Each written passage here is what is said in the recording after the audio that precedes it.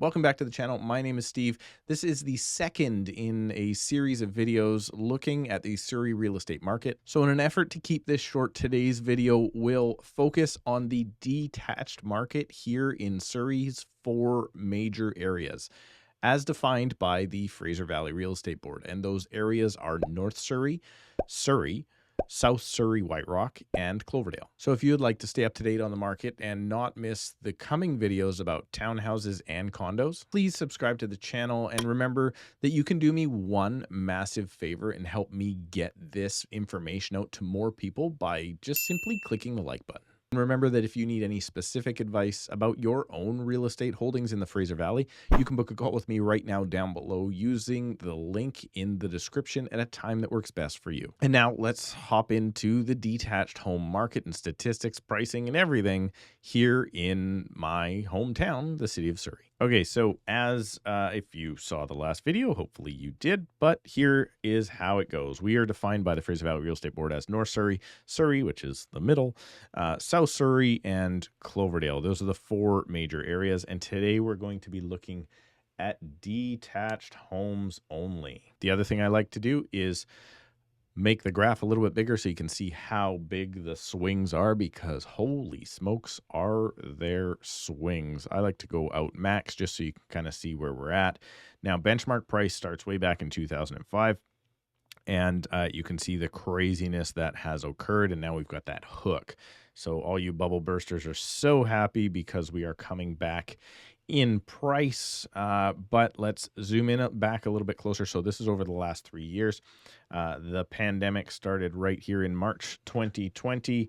And for instance, let's just give you a quick run through here. The blue line down at the bottom is North Surrey. North Surrey generally has the lowest prices in the city, followed by Surrey and Cloverdale. South Surrey, White Rock is generally the more expensive spot to be. All right, so we've seen this crazy run of South Surrey being $1.3 million and all the rest being right around $1 million.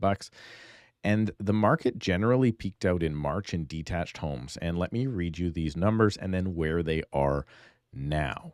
This is just as of, these are the August statistics package, so previous to August 1st. North Surrey peaked out at 175 for round numbers sake, currently sitting at 1635. So North Surrey is down $120,000 in benchmark price.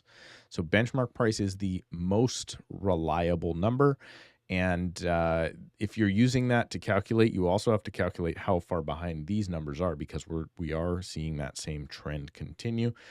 North Surrey's actually got a little bit one of the flatter lines, thank goodness. Surrey peaked out at 1.8, just a hair over, is now down $160,000 at that point. So we're still talking, technically 10%-ish, maybe a little bit less than that.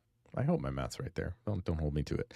South Surrey, White Rock peaked at around 2.1, let's call it 2.15 for round sake numbers, and now they're just over $2 million. So South Surrey, White Rock is down about that. Actually, it's down less, even though the asset class is higher and the price is higher. You figure it would be higher, but at this point, the HPI in South Surrey, White Rock is down $150,000, but Cloverdale is getting hit, is absolutely getting demolished. Yeah, it peaked at one point at 185 almost, and we are down to 157. This almost doesn't make sense to me. Cloverdale is getting decimated right now. It's actually where I live.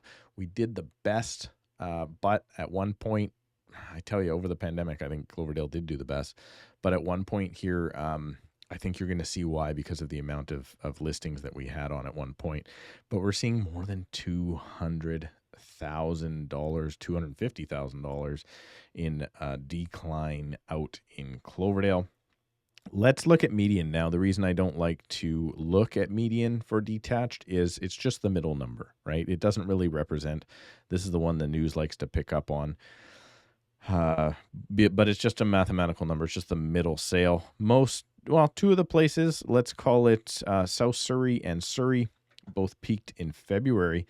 Look at this. January was actually the peak for both North Surrey and Cloverdale. But let's kind of look there. The median prices Let's call it February was the peak. Cloverdale 178, now down to 1.4. So even though the benchmark price isn't showing that, the detached home market, only the lower priced home, not only, mostly the lower priced homes are the thing that are actually selling. But look at that. We're coming up on $400,000 worth of drop, or representing more than a 20% drop in Cloverdale. So everybody that wanted the market to come down, it has. The question I have right now, something we should look at. Well, let me keep going. South Surrey, 2.1. And then we also now are 1.7 there. So that's seen a massive decline as well. But again, these are median. This is why I don't like to use median and average. You're going to see the same sort of thing. The peak in February, 2.4 is now 1.9 in South Surrey. So you're seeing a $450,000 drop off there. Cloverdale average is down $400,000 average. Again, not a big fan of that. We got to go back to HPI to better understand, because this actually takes into account higher or lower price property selling. Something I wanted to check, and what I've been looking for, is, are we going to lose in the detached market all of the gains that we saw in 2021? So currently, I'm going to use Cloverdale as my example. Right now, we're sitting HPI 1576, which actually sounds like a fairly affordable house, believe it or not. Knowing how much I do know about the market. Now I want to go back and find out, when is the last time we were at 1576, and it was December of 2021. So technically right now, all of 2022's gains are gone. So we've lost 6 months worth of gains. But to lose everything that we got out of 2021, I'm going to show you here. We're going to go back. Let's go December 2020. Those house prices have to go back down to 1125 in Cloverdale. So we still have another $400,000 to drop in order to lose 2021's pricing. And I love to use Cloverdale as an example because it is fairly affordable, if there is such a thing. And lots of families, a really good mix of townhouses and everything in that area to kind of spur people up into the detached market, as opposed, which is a little bit harder, in South Surrey. So let's get past that. Number of sales happening, obviously they are way, way down. The number of sales are still higher, which is crazy to me, than January of this year. But that's why the market did what it did, right? You couldn't, right now, it's like you can't sell because buyers don't want to buy. Back then, all the buyers wanted to buy. So we had the same number or a little bit less sales even, but there was way more buyers in the market. So it's kind of crazy how that works. What I want to do is go out here historically and see how we line up. Now, number of sales is falling off quite dramatically. It was very, however, similar to January of 2019, which was after the stress test was invoked across all insured and non-insured mortgages. So we're back into what I would consider to be a very bad market that was 2019. Not horrible, but 2019 was not a good time. Let's see if I can even go a little bit further here. We are still nothing compared to how low we got in January of 2009 after the financial crisis. So something to consider there. We're just not seeing this craziness anymore of March 2021. Or let's go back even further. The Surrey area in 2015, when Detached took off, 2015, 2016 was the craziest that I had ever seen. And then before myself, before I was licensed, 2005, it's actually the craziest market, even crazier than what we have just been through. Alrighty, new listings. This is super uniform. I'm not scared at all about the amount of new listings coming to the market. This seems to be a very, very uniform graph. Not a ton happening here. Obviously, new listings coming to the market are happening in the Surrey area more than anywhere else, but it is also a bigger area. Detached homes active listings. This is the one I find funny, and I'm going to stay zoomed out here all the way back to 2005 because everybody's like doom and gloom, everything's terrible, and yes, prices are coming down. But relative to, for instance, 2008, let me give you an exact example. July 2008, right before the financial crisis, you had 1,575 active listings on the market. 2 years later, or in May, you had 1,500 active homes on the market. Where are we right now? Well, we peaked at 614, and look at this. We're seeing a decline in houses on the market. Now, we're seeing that decline early in the year. It should hopefully be a month or two down the road, but we are seeing a decline in the market, and I think that's actually going to continue to prop up the detached market, even though it doesn't look like it right now with where prices are going. But relatively speaking, not a lot of inventory on the market. If you watch my Instagram, you will see I often post the total number of listings in the Fraser Valley in a given time. Right now, that number is dropping. It was up to 6,200. Beginning of the year, it was 1,400. That's why it was so insane that, there was nothing, almost literally nothing for sale. That's why the market did what it did. But at the exact same time, the market's not bad until we hit over 10,000 listings. Like, the market is not fundamentally flawed in the buying, selling sense of things until we hit over 10,000 listings. And we were way above that in 2009, 2010, 2011. Sales to active. This is where I think you're going to find some interesting numbers if my internet decides to work. There we go. So sales to active is, and this is why Cloverdale, I think, has so much to come down currently, given interest rates and what they're doing. I also think Cloverdale is affected a little bit more by interest rates because you have so many like working families there who do have mortgages. North Surrey, Surrey, more investors. South Surrey, richer people, not as affected by interest rates.